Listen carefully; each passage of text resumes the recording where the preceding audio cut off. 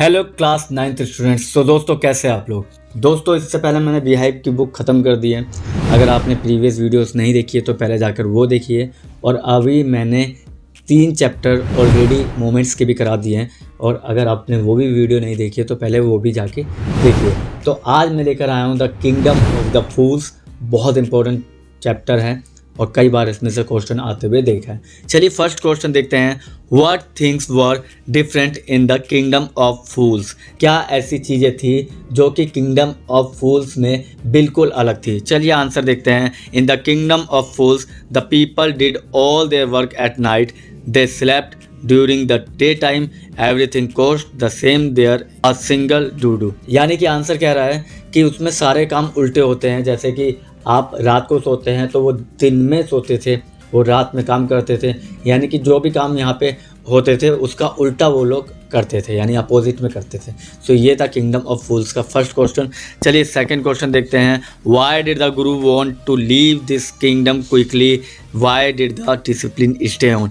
यानी कि जो गुरु है वो क्यों बिल्कुल ही छोड़ना चाहते थे वो किंगडम को तुरंत, और कैसे डिसिप्लिन वहाँ पे खड़ा रहा। चलिए आंसर देखते हैं। The guru realize that it was the kingdom of fools, he decided to leave the kingdom at once, he told his disciple that where fools ruled there lives could be in dangers, but the discipline was happy there. Everything was cheap in the kingdom. He did not want to go, so the guru left the kingdom. The discipline stayed on the sake of cheap food.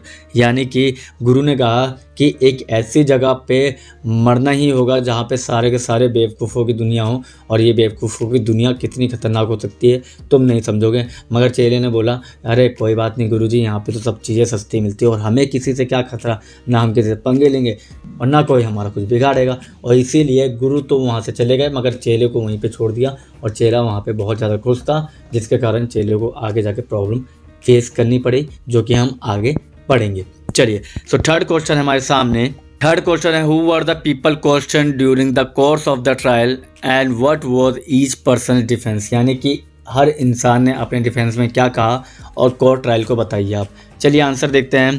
First the owner of the house was someone. सबसे पहले तो उस house के owner को बुलाया गया जहाँ पे दीवार गिरी थी। इसके अलावा बट उसने क्या कहा, उसने कहा कि ब्रिक जिन्होंने वहाँ पर ईंट लगाई थी उसको बुलाओ, और उसकी गलती है सारी। फिर कंस्ट्रक्टर को बुलाते हैं। कंस्ट्रक्टर जो है वो रिस्पॉन्सिबल होता है, मगर रिस्पॉन्सिबिलिटी में उसने सीधी बात बोल दी कि मेरी गलती नहीं है, मैं तो अपनी दीवार बना रहा था। मगर वहाँ से सामने से एक सुंदर सी कन्या नाचती हुई आई थी, जिसके कारण मेरा ध्यान भटक गया। फिर डांसिंग गर्ल्स को बुलाया जाता है। डांसिंग गर्ल बोलती है मेरी भी क्या गलती है, बार बार ज्वेलर के पास जा रही थी क्योंकि उसके पास मेरी ज्वेलरी रखी थी और वो मेरी ज्वेलरी पे काम नहीं कर रहा था और वो मुझे इधर से उधर भगा रहा था। फिर उस गोल्ड स्मिथ को बुलाया गया और गोल्ड स्मिथ बोलता है मेरी भी क्या गलती थी, मैं तो वेडिंग के ऑर्नामेंट्स बना रहा था। और वेडिंग पता किसकी थी, बोलते किसकी, बोलते इस ऑनर की जिसने हमें यहाँ पे बुलाया है। तो फाइनली ऑनर जो था वो वहाँ का एक्यूज निकलता है और ऑनर को सम्मन भेजा जाता है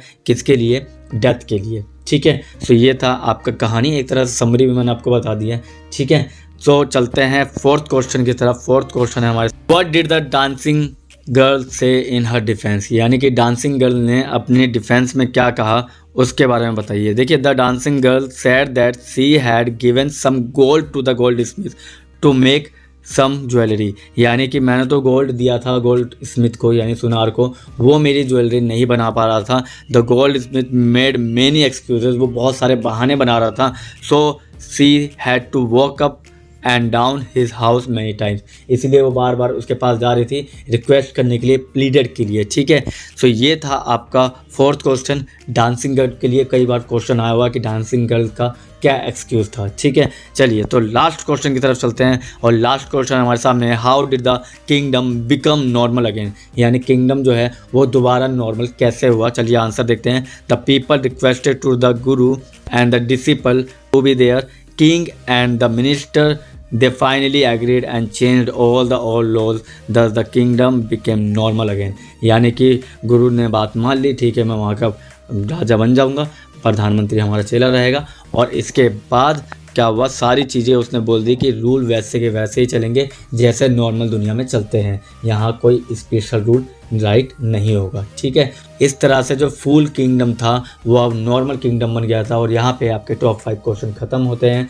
अगर आप इस वीडियो को डबल बार देख ले तो आपको समरी भी पूरी तरह से क्लियर हो जाएगी। मिलते हैं किसी और वीडियो में, तब तक के लिए थैंक यू, धन्यवाद।